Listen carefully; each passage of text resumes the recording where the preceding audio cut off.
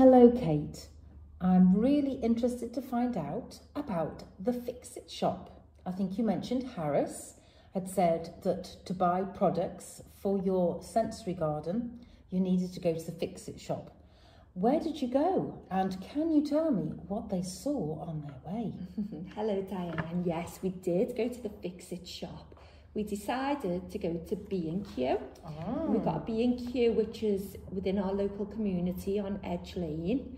And we went out in our school minibus again with one of our volunteers, Tony, who took us to B&Q. He's a volunteer that helps out here occasionally, does woodwork with the children and maintenance around the school ground. So the children are really familiar with Tony. So on our way on the minibus, the children, again, were excited looking at the windows, and they noticed lots of traffic on the roads, very busy along Edge Lane. And we were next to a police car for quite a way because there's a lot of lights along the dual carriageway, and the children were waving to the police officers.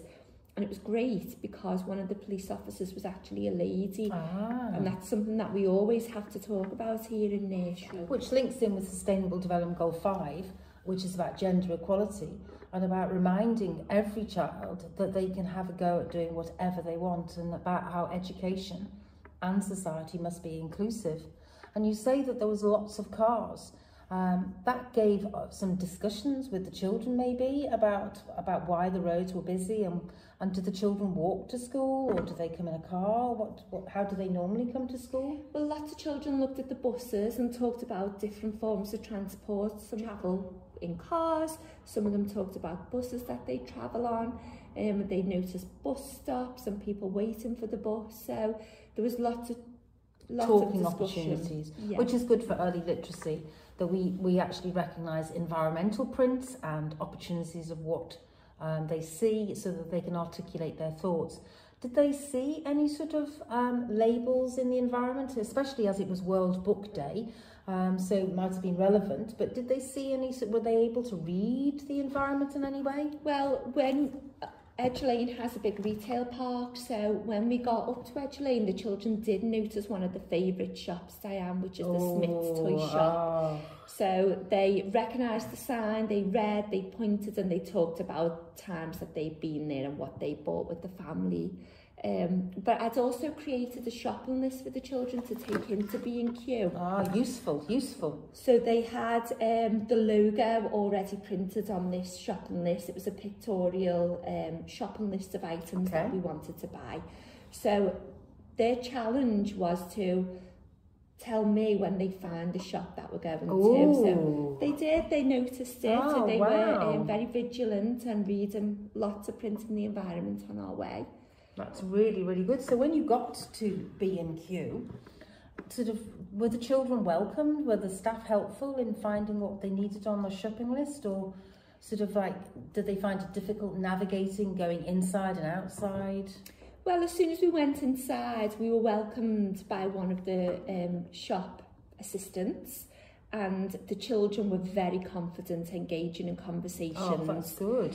All eager to show their shopping list and talk about what we're doing and what we wanted. One of our boys, Brian, he is fascinated with flowers, and he just couldn't wait to purchase some flowers. The shopkeeper directed us to the garden centre, and we followed her directions.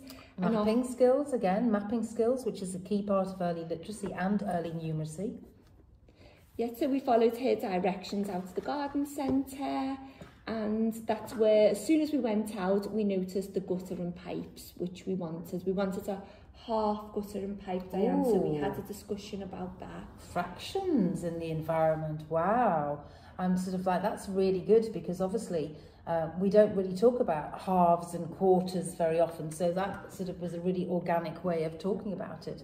So they bought some half guttering pipes. What else did they buy while they were in that section? In that section, we also looked at gravel and stones. We were in large bags, Diane, so they were very heavy, but the children could explore weight, and we had to support them because they were very heavy bags. But also it gives you opportunities for more early literacy in terms of the discrimination between the sizes of the gravel, the colours of the gravel, the tones of the gravel. Yeah. So that must have been quite an interesting conversation as well. So what were you using the gravel for? Well, the gravel we're hoping to use to create some sensory tyres.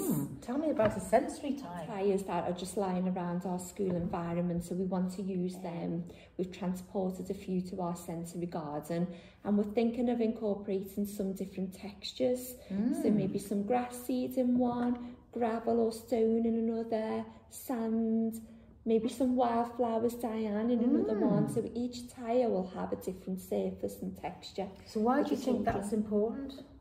Again, as part of the sensory garden, to revisit the sense of touch. And so children can be familiar with different textures and develop the vocabulary about how things feel and smell. Wow, it sounds really, really lovely. So you're in the outdoor section, and the children are pushing the trolley, which again is another wonderful way of supporting their physical development through balance and coordination and the weight. So what sort of things did they buy when they got to the plant section? They were very excited by the different colour plants, so they just wanted the rainbow flowers. The rainbow flowers. So we looked at the pansies because that's what was in bloom, and honestly, that's what was the cheapest for us to buy. Okay. We have £50 to spend, Diane, so we were on a tight budget. Doesn't go very far today, does it? So we had to be really careful because the children wanted elaborate hanging baskets, and you know, they were £20 a basket, Diane. So purchased pansies and some daffodils, and also some herbs such as rosemary and mint as well. Oh, well, do you know, if you say the children wanted to make hanging baskets, that's something that maybe in the process of your project that we could come back to later on in the process, but maybe they could make their own hanging baskets. You know, you could do an audit with parents or people in the community if they've got any old baskets that they don't need anymore, or using old plastic milk cartons and cutting them in half, putting holes in the bottom of them, and then creating your own, which they can then decorate and colour, because they really liked that when they were in the Everton Park Nature Garden. So there might be ways of sort of like bringing the two trips together and also sort of like linking to sustainability. That sounds really good.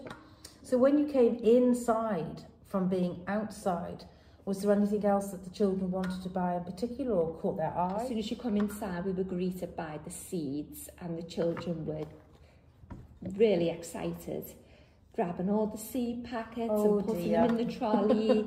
Yeah, really keen to grow vegetables. You know, they were looking at corn and peas and beans. So did you have to like decline the seed packets because they were too expensive? Yes, the seed packets were very expensive, and we were on a tight budget, and I know I can purchase them for cheaper elsewhere. So so maybe that's something to revisit later on by having sort of like a conversation about having the seed packets that you could buy from, say, another shop that is cheaper against the one from B&Q, and have a conversation with the children from an economic sustainability perspective about budgeting and about sort of like savings and that sort of language of early numeracy. And we do always, Diane, try to show the children where the seeds have come from. So with a tomato, we'll cut them open, we'll look at the seeds, and then we will try and use those seeds to plant the next generation of plants. So that's SDG 15 in action, life on land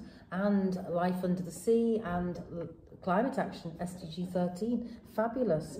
So when you went inside, you said you were trying to make specific projects, and I think you mentioned to me that you were doing a musical, something musical and something with water. Can you tell me about those projects? Yeah, so we want a water station, so we needed some plastic tubing to connect to some old colourful funnels that we've got that were part of the children's indoor provision, but they're no longer used. So recycling and reusing. Well done, very sustainable. But I think where they've been stored in the outdoor container, we've lost the tubing to go with them, so we needed to buy. But that was a great learning opportunity for the children, because The tubing you had to buy in metre length. Oh. So we had to talk about measures, and we had a measuring tape, and we bought 2 metres. Very good. So 2 metres at £5. So you were able to talk about multiplication as well. Two lengths at £5 is £10. Yes. And if they were then sort of like thinking about budgeting, they would immediately know that they've lost £10 off their £50 and had only got £40 left, which is really, really clever sort of like opportunity thinking. So when the children got to the till, was there any sort of like difficulties with using a till, or were they able to go to any till that they wanted? Unfortunately, we had cash because we did want the children to use real money, and a lot of the tills were card-only tills, Diane. Oh. So there was one till available where we could use our cash, and we made sure that we took enough money so each child could have their own money to use. 3 of the children got to buy a different item each, but by this time we had a long queue forming behind us, so we had to kind of rush the process through, which was a bit sad. Yeah, it was a great opportunity for children to use real money and communicate with the cashier and wait for the change and handle real coins and wait for the receipt. So that was all new vocabulary that we could talk about as well. So that sort of language there that you're talking about is not only just early numeracy, it's early literacy in the fact that you're talking about a bill, a receipt, pennies, coins, paper money, and that's sort of like helping children to have a better sense of their world, but also probably a completely new experience, because I think every single child will automatically think you'd pay with a card. Yes. So it sounds like it was a really, really valuable trip. So what's the next stage, do you think, of your project? Hopefully share some more ideas with Tom and with Paul, and we need to spend time reflecting on what we've done so far, Diane, with the children, and see what next steps that they've got as well. It sounds exciting. I mean, like maybe by the time I next speak to you, that you might have made some hanging baskets or had some sort of like planted some seeds. So that sounds all very exciting, and I look forward to hearing all about it next time, Kate. Thank you, Diane. Thank you.